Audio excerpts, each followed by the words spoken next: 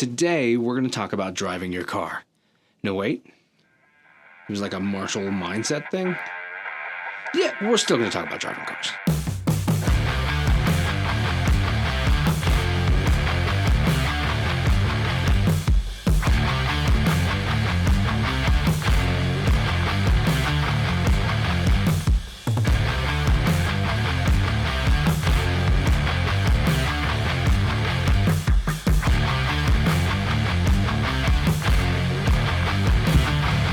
Hey, what's up? I'm Ken. This is kenfuTV, and each week I release videos in the martial arts, philosophy, technique, training, that sort of thing.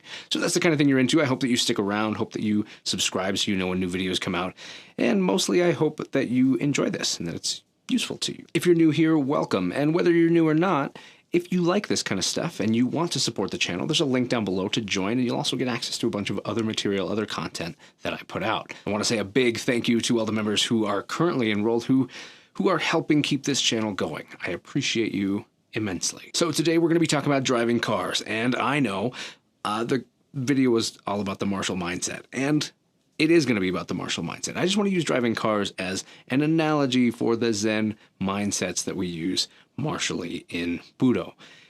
Those mindsets are Shoshin, Fudoshin, Mushin, Zanshin, and Zenshin.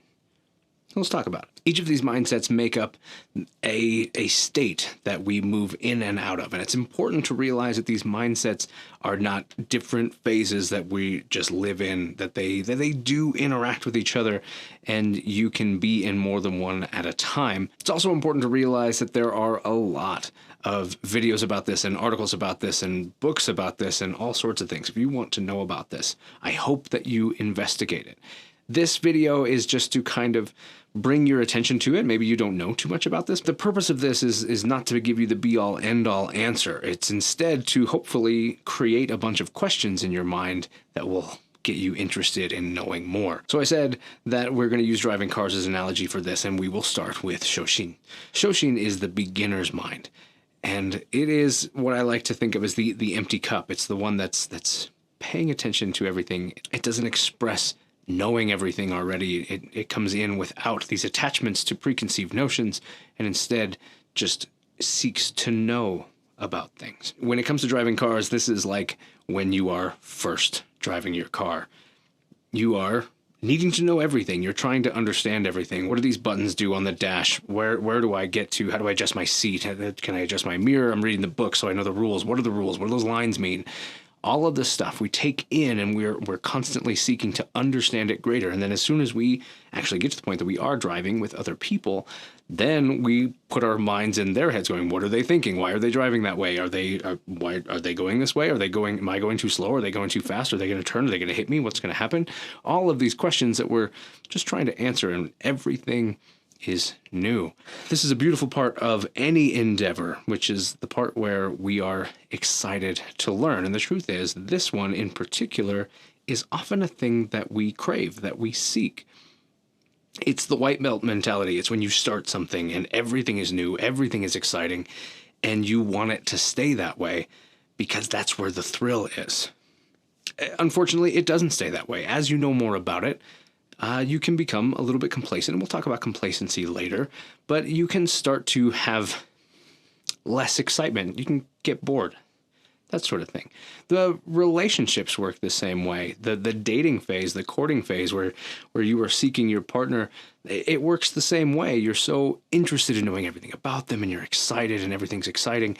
And then later you do know about them, and you've been with them for a long time, and you don't have that. And sometimes people seek to find and fill in that part of the relationship again by igniting that with somebody else. Sometimes when we're training, we try to do that by igniting a new passion for a different martial art. These are not necessarily the right answer. Cross-training is useful, and I'm not saying that cross-training is the equivalent to cheating on your spouse. That's not what I mean. What I mean is that there are ways to rekindle your passion for what you do without having to look somewhere else. Also recognize that when you do go cross-train or do something like that, that you do get that same dopamine hit that gets you excited about everything being new all over again. Moving into Fudoshin. Fudoshin is the immovable mind. It is the mindset that we ideally want to have while we are driving, where we are passively aware of everything. We're not necessarily swayed by anything. The song that's on the radio or the squirrel climbing across the tree or whatever's going on is not pulling our attention. We're aware of it, we acknowledge it, and we continue.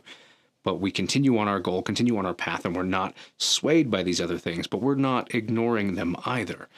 When you're training combatively, this is a place that you want to be. This is the situational awareness part. You're not paranoid. You're not so locked into all of these potentialities that you can get pulled this way or that way and become really concerned about something that may never happen. Instead, you're just aware and you know what's going on, and nothing is surprising you because you're always just paying attention to things. But you're not being drawn into them. They are just staying a thing that is. That's an important thing that you want to be able to do and to capture and to hold for yourself. You need to be able to be aware of all things and then make decisions on what needs your attention appropriately. Being able to do that is what allows us to not have that anxiety or that paranoia or the stress of these things. It allows us to practically approach the things that we need to do. Moving on to Mushin. Mushin is the mind without mind. It doesn't mean that we have no mind. It just means that our mind is engaging in a way that is not, well, it's certainly not in Fudoshin. So instead, it's the analogy, and the reason why I wanted to pull in the whole car thing partially is the idea that when you sometimes get to the place that you're going, and you don't remember exactly how you got there because you were able to just align with all of the things that were happening. You were in harmony with the road and your car and your movement and everything was happening, and you just went. You knew what you needed to do. You did it. You got there.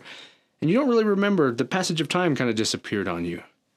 This is Mushin. It's not that you didn't have mind, that you were mindless.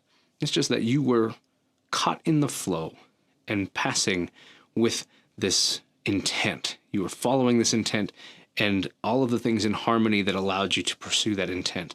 And because nothing was pulling you out of it, you just kept sailing.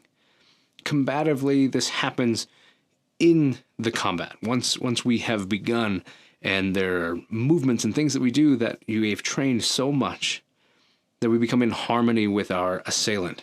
We're able to move and react and do things, not necessarily knowing what we're doing. At least this is the goal, which is weird. The car analogy breaks a little bit because this is not the goal in your car. You want more of the Fudoshin. You want to be paying attention. You want to be aware. So Mushin is not exactly what you want when you're driving your car, but combatively, you really kind of want the same thing. You want the Fudoshin. You want to be aware. You want to be aware of how many people are involved with this situation, how many people you need to worry about protecting, how many people you need to worry about defending yourself from, the environment. What's the environment like? All of these factors play in. But you also want to be able to react and go with the flow and not be in a place where you're stuck in that OODA loop, constantly getting distracted and disrupted, but instead able to just transition your skills appropriately where they need to be, just one after another, reacting to what's happening and doing what needs to be done. This moves us into Zanshin. Zanshin is the remaining mind, and the other reason why I wanted to use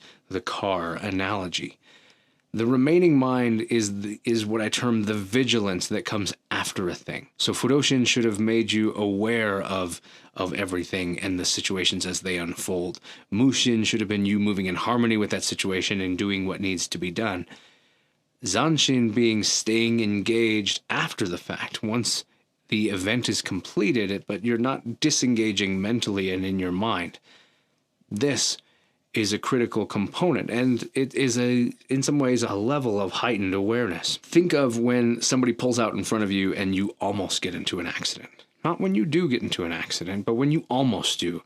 And suddenly you are deciding you're pulled back into this space. If you were in the Mushin space, you are pulled back into the awareness, and the event is over. It's stopped happening. But now your awareness is heightened. You're paying more attention to where all the cars are and what happened with that car, where are you going, as people paying attention to stop signs and lights and all of this stuff. You are engaged in a way that maybe you weren't before and you continue to stay in, and that lasts for a little while after the event until things settle back in and you're back into that. This is how I think of Zanshin. Lastly, we get into Zenshin, the harmony and the oneness where you are attached to all of these at once and you're able to be in, maybe you are in Mushin about one thing while being in Zanshin from something else, or from Fudoshin in something else, or Shoshin all the time. You have this ability to be in multiple places and to exist with these, we'll call them mentalities, but that's the wrong word, because Shin does not just mean the mind, it means the heart and the essence, and it is a larger thing than just how your head works and how you're thinking. It's your gut feelings, it's your emotions, it's everything that's going on. It's all of these things.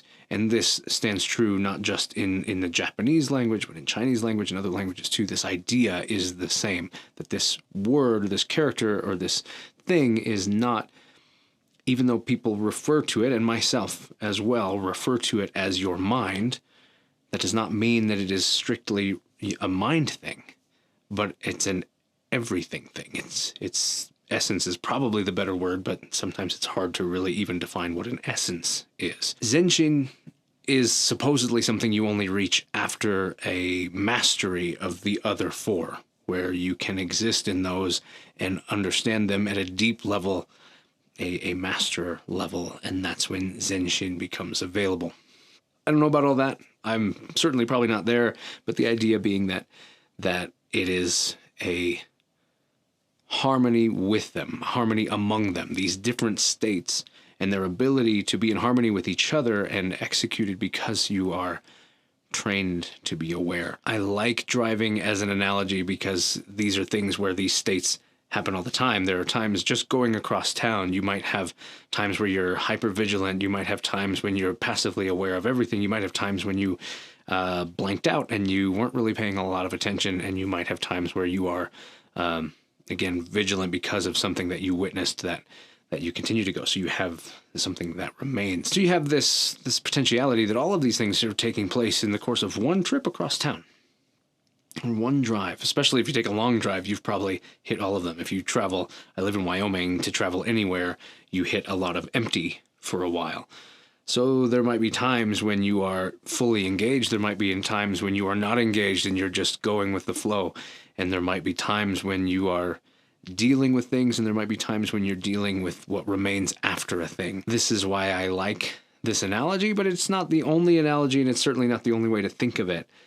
And because of all of these things, I hope that you pursue understanding this greater. I hope that this is something that you want to know more about, and that you look at other resources and other people talking about this. There are certainly books about it. It's certainly tied into the Zen philosophies and into the poetries and things. It's talked about in a lot of dojos, so there's a lot of different things written about it. But it's not strictly to the dojo or martial concepts. It's just a thing that we recognize and incorporate into our understanding of our martial way. I am continuing to learn and understand more and more about this all the time. It's something that I'm interested in. It's something that I want to share, that I share with my students. It's something that I want to share with you. And it's something that I will continue to do. And I fully accept and endorse that I could be off base, that I could not have a deep enough understanding of it yet, or maybe some of my analogies kind of veered off the true track. My current understanding, this is how I think of it.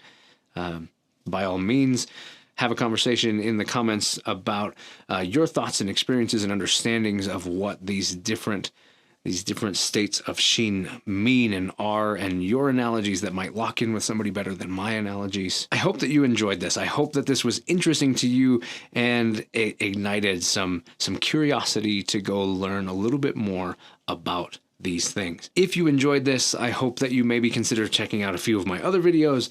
And if you really enjoy the things that I'm doing on this channel, I hope you consider supporting the channel through memberships is the best way to do it. Plus, I can give back to you with other content and other things that are held specifically for members. If you do want to see some of my other videos, I've got a couple here that you might check out, you might like, and you can also subscribe right here if you haven't yet. I'm Ken.